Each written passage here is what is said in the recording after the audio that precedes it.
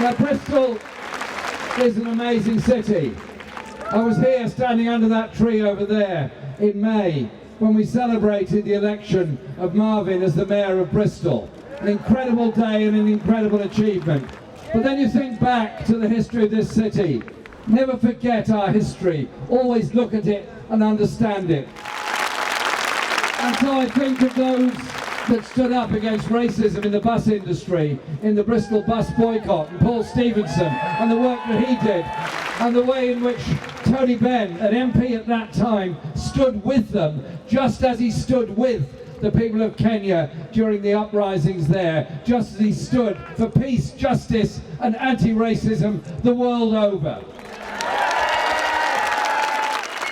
There is a housing crisis facing every part of this country. In Bristol, it is a housing shortage, of the lack of council housing, of a council that's been told by the government it's got to sell off high-value properties, and for children growing up in an insecure, private rented flat, knowing they might have to leave their mates and move school, having no security. And young people, even from relatively well-off backgrounds, totally unable to buy anywhere of their own to live. We have created a housing shortage in order that some people can make a great deal out of that housing shortage.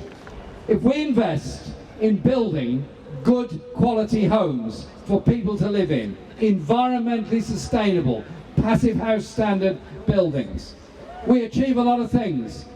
One, those that live in them will pay much less in energy bills. Two, they'll have somewhere secure to live for their entire life. Three, we create jobs for the building workers and all the way through the supply chain. Exciting developments to give everyone somewhere secure, reasonable and decent to live in. And that is just one of the many policies that we're putting forward. When people say that we're not reaching out to people, I simply say this. There are thousands of us here. Some of you might be members of the Labour Party, some of you might not be members of the Labour Party, but I hope if you're not, you will recognise that what we're doing is opening up and changing politics to bring people in.